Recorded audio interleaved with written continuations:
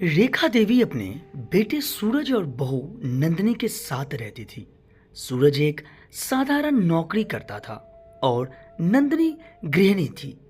रेखा देवी ने अपने पति को वर्षों पहले खो दिया था और तब से सूरज ही उनका सहारा था। सूरज एक आदर्श पुत्र था, लेकिन नंदिनी हमेशा अपनी सास को ताने मारती रहती थी। रेखा देवी ने अपने जीवन की सारी पूंजी सूरज की पढ़ाई लिखाई में लगा दी थी। वह चाहती थी कि सूरज एक अच्छा इंसान बने।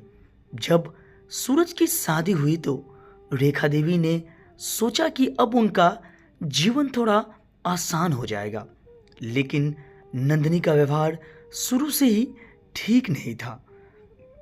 माँ, ये क्या है? इतने पुराने कपड़े पहने हैं, थोड़ा ढंग से रहा करो, हमारी इज्जत का ख्याल रखा करो। नंदिनी अक्सर ताने देती।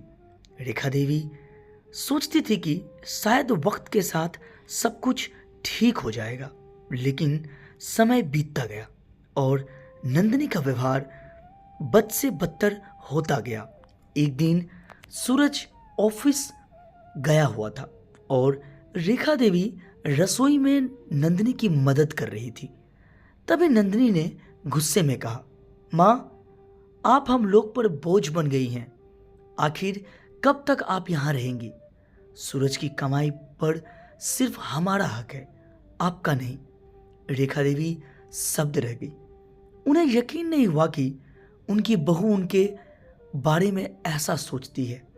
वह शांत रही और कुछ नहीं बोली। रेखा देवी ने उस रात बहुत सोचा। उन्होंने तय किया कि अब अपनी बहू को एक ऐसा सबक सिखाएंगी जिसे वह जीवन भर याद रखेगी। उन्होंने अगले दिन सूरज से कहा, बेटा, मुझे वृद्धा आश्रम जाना है, मैं यहाँ और नहीं रह सकती। माँ, आप ऐसा क्यों कह रही हैं? क्या कोई बात हो गई है? रेखा देवी ने मुस्कुराते हुए कहा, नहीं बेटा, मुझे लगता है कि अब मैं तुम्हारे ऊपर बोझ बन गई हूं।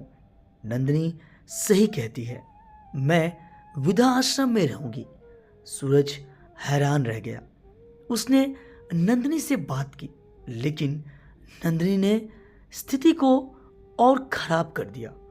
हाँ, ठीक ही तो कह रही है माँ, अगर वह वहां खुश रहेगी तो इसमें गलत क्या है?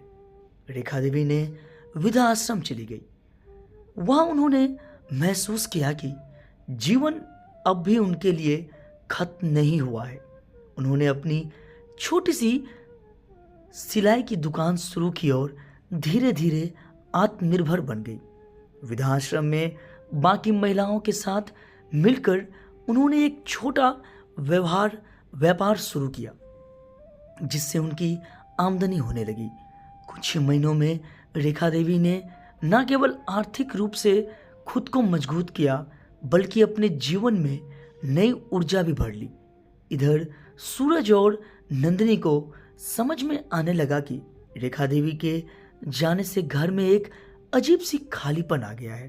नंदिनी को अब घर के सारे काम अकेले करने पड़ते थे। सूरज भी अपनी माँ की कमी महसूस करने लगा। एक दिन सूरज ने नंदिनी से कहा, माँ के बिना यह घर अधूरा है, हमें उन्हें वापस लाना चाहिए। नंदिनी ने पहले विरोध किया, लेकिन सूरज के दबाव के आगे उसे झुकना पड़ा।